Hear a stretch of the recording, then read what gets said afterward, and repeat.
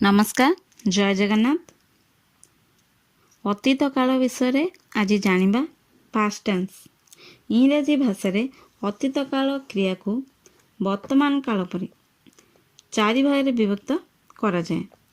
Number 1 Ram studied, number 2 Ram was studying, number 3 Ram had studied, number 4 Ram had been studying since morning.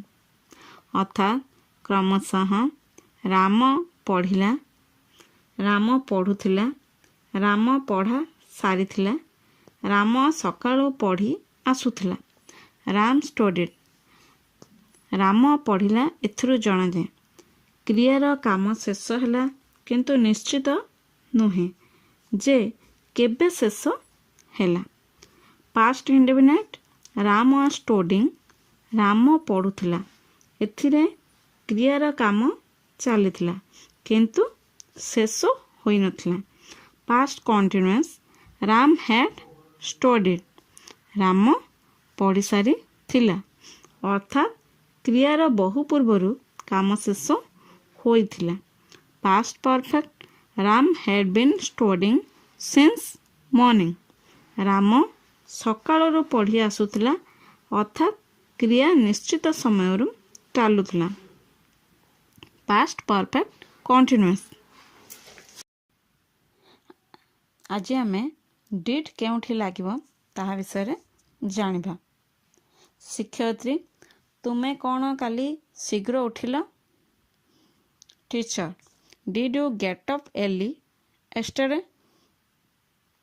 Uma हाँ आज्ञा। Uma yes madam I did. शिक्षयित्री तुमे कौन रुटी और लहुणी खाइल? Teacher did you have bread and butter? Uma हाँ आज्ञा मु ताहा खाइली। Uma yes madam I did. शिक्षयित्री रजनी कौन मध्याह्न रे तुम पाखकु आसीथिला कि? Teacher did Rajani come to you at noon? Uma नहीं से आसी नथिला। Uma no C didn't. शिक्षयित्री तुमे कौन राति रे एही प्रबंध लिखिथिल कि? Teacher did you write this essay at night? Uma ना मु लेखि नथिली, मोर भाई लेखिथिले। Uma no I did not, my brother did. शिक्षयित्री तुमे कौन विद्यालय आसिया पूर्वरु तुमर बिछना सजाड़ी कि? Teacher did you make your bed before coming to school? Uma हाँ आज्ञा मु सजाड़ी थिली। Uma yes madam I did. शिक्षयित्री तुमे कौन काली तुमर पाठ पढ़ी? Teacher did you learn your lesson yesterday? Uma नहीं मु पढ़ी नथिली। Uma no I did not. Was where केउठी लागिबो ताहा विषय रे जानिबा। शिक्षक काली तुमे कौन बजार जाइथिलो? Teacher were you out shopping yesterday? Ramesh हाँ आज्ञा मु बजार जाइथिली। Ramesh yes sir I was. शिक्षक तुमे कौन चलिबा समय रे बही पढ़ु नथुला? Teacher were you not reading a book while walking? Ramesh हाँ आज्ञा पढ़ुथिली। Ramesh yes sir I was. शिक्षक कौन रमा मध्य चलला बेले पढ़ुथिला?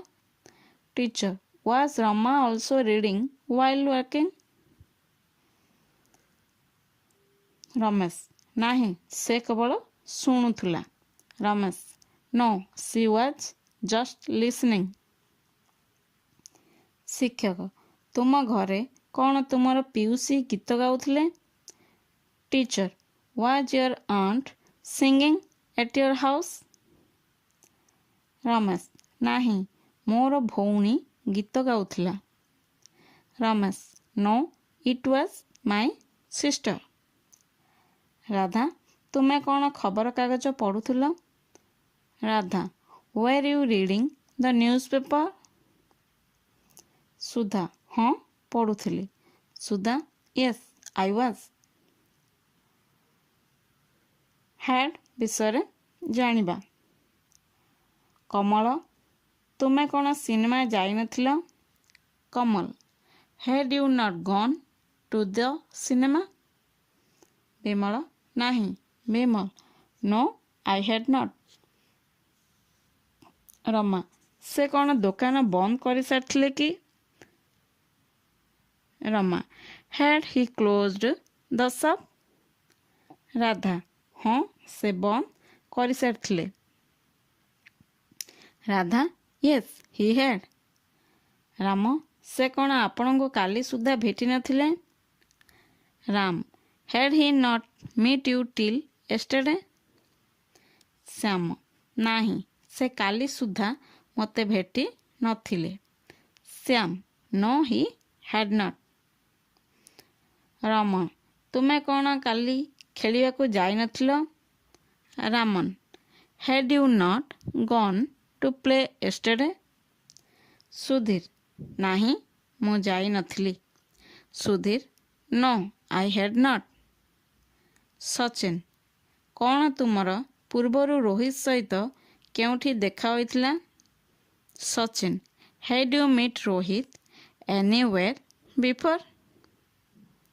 ଅନୁଜ, ହଁ 2 ବର୍ଷ ପୂର୍ବରୁ ତା ସହିତ ସିମଳାରେ ଦେଖା ହୋଇଥିଲା। Anuj, yes I had meet him in Shimla 2 years ago।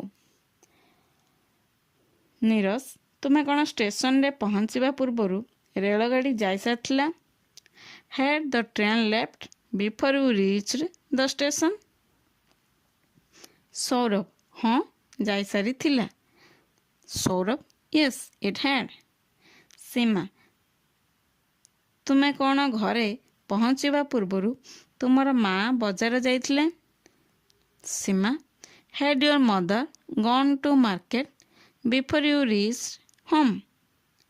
Meera, ନାହିଁ, ସେ ଯାଇନଥିଲେ। Meera, no she had not. Had been କେଉଁଠି ଲାଗିବ ତାହା ବିଷୟରେ ଜାଣିବା। ନରେଶ, ତୁମେ କ'ଣ କାଲି ଗତ 2 ଘଣ୍ଟା ଧରି ପଢ଼ୁଥିଲ? Naresh, had you been studying for the last 2 hours yesterday? Ramesh, ହଁ, କାରଣ ମୁଁ ମୋର କାମ ସାରିବା ପରେ ଚଳଚ୍ଚିତ୍ର ଦେଖିବା ପାଇଁ ଯୋଜନା କରୁଥିଲି। Ramesh, yes because I had been planning to see a film after finishing my work. Naresh, କିନ୍ତୁ ତମ ସହିତ ରାମ କାହିଁକି ମଧ୍ୟ ପଢ଼ୁଥିଲା? Naresh, but why had Ram also been studying with you? Ramesh, କାରଣ ସେ ମଧ୍ୟ ମୋ ସହିତ ସିନେମା ଯିବା ପାଇଁ ଜିଦ୍ ଧରିଥିଲା। Ramesh, because he had also been insisting on going with me for the film.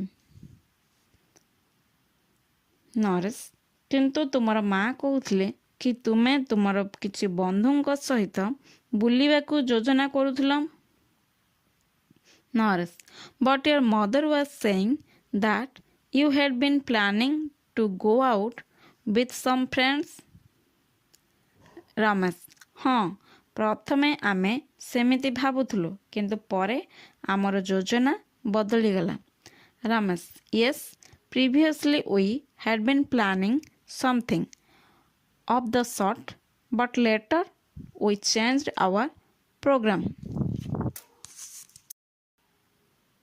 ମନେ ରଖନ୍ତୁ, ରିମେମ୍ବର, ଏବେ ପାଷ୍ଟ ଟେନ୍ସର ଅତୀତ କାଳରେ ଆସ୍ତି ସୂଚକ ଆଫର୍ମେଟିଭ୍ ବାକ୍ୟର ନାସ୍ତି ସୂଚକ ନେଗେଟିଭ୍ ତଥା ପ୍ରଶ୍ନବାଚକ ଇଣ୍ଟରଗେଟିଭ୍ ବାକ୍ୟ ରଚନା କରିବା।